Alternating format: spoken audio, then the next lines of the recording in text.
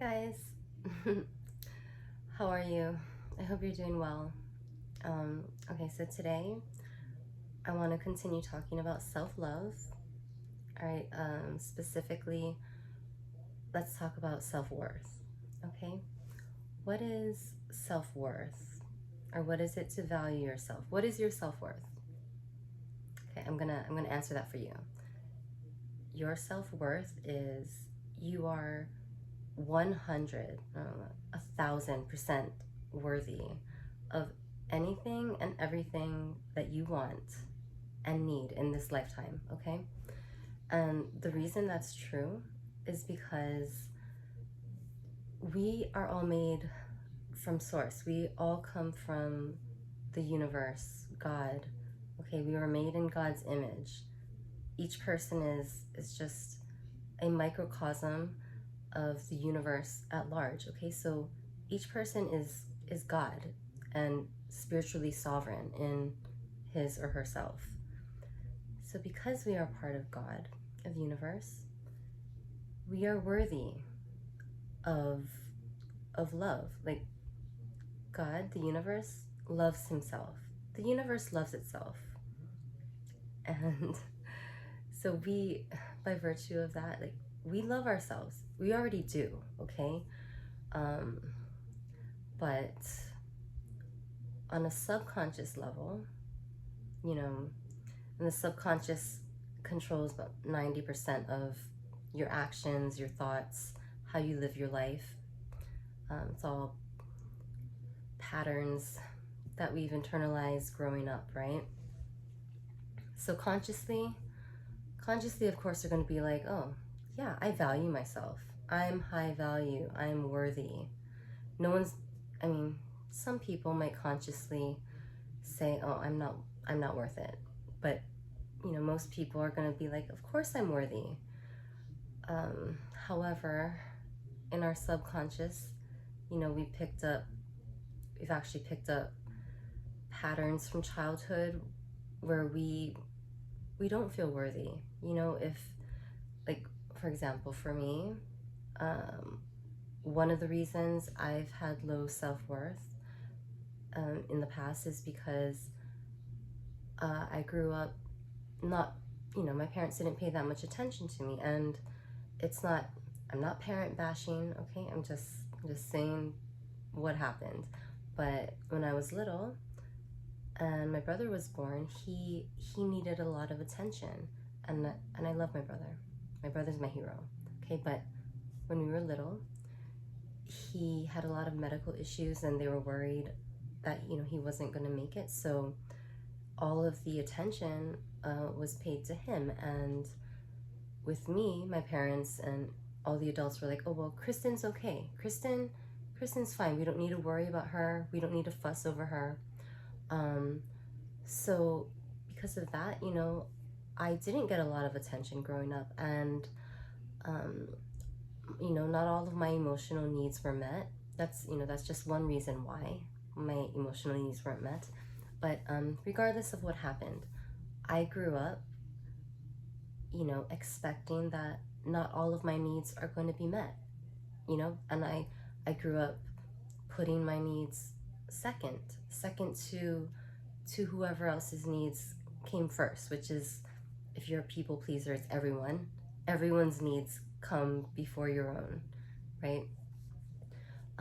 So when, if that's, you know, your childhood was kind of like that, when you enter into adult relationships, or, you know, not just romantic, like friendships, work environments, you settle for less than what you want, than what you need, and you in essence, you know, you don't value yourself. You don't know to value yourself, because this is what you've always thought, like, oh, my needs don't always get met.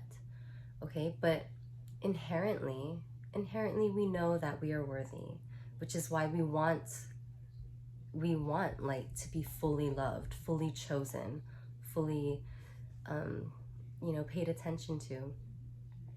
So when you find yourself in a narcissistic relationship and you're being lied to You've been breadcrumbed, you know, they're withholding their love, and you're just like, you know, you're just wanting it. You're like, please just give me your love, but you know that you're not getting it fully. And so we stay in those situations because we're used to being treated that way. Okay, so you can consciously tell yourself that I am worthy, I deserve more, but subconsciously we don't believe that. So, and you know, it's not something I was cognitively aware of my whole life. I i learned that I had low self-worth by seeing how other people treated me. And actually, it's not it's not just by how other people treat you, it's because I allowed it. How do I allow other people to treat me? Right? That tells me what I actually value myself at. So if I stay in a relationship with a narcissist where I'm not being treated well, that's because I don't have the self-worth to take myself out of that situation. You know, I don't believe I deserve more than that. And it's not, again, it's not conscious. Okay? No one, I don't think, in their conscious mind would be like, okay, I deserve to be treated like shit, so I'm gonna enter into this relationship where I'm getting abused. No, it's subconscious. Okay? So when you try to break that cycle, right, it seems backwards. Like if you're in a situation where you're not getting paid what you deserve, or you're getting breadcrumbed, and you take yourself out of that situation, it it still feels like you're losing in a way, because you're like, well, I'd rather have some love than no love, or I'd rather get paid something than nothing, right? So, I mean, for me, that's a really hard part, you know, to reconcile with myself when I take myself out of a situation where I don't feel I'm being valued. But, you know, you have to start somewhere. Okay, so you take yourself out of the narcissistic relationship, out of the job that's not paying you enough, right? You're like, I deserve more than this, okay? And it it takes a lot of work. You have to remind yourself of this over and over and over again, like every day. I just read something where it said, when you make a decision that's, you know, for the better, just because it doesn't feel good doesn't mean that it's the wrong decision. Like, you can make one choice, but you have to make that choice over and over and over again. So you have to commit to yourself over and over and over again, okay? Because when you quit that job that's not valuing you, or you quit that relationship that is not valuing you, it's gonna feel like, well, fuck, now I don't have anything. But that's not true, okay? Because, like, if you're accepting breadcrumbs from somebody, you know, or just a slice of the whole cake, you know, you are not leaving room for someone else with the full cake to come through. Okay, you got this slice of cake, someone who's just breadcrumbing you, and they're taking up space in your energetic field. So you need to clear all that out in order to make room for what you really deserve. So yeah, if you value yourself, you will take yourself out of situations where you're not being valued. And so if you are staying in situations where you're not being valued, that is a reflection of your own self-worth, because nobody can mistreat you if you don't allow it. So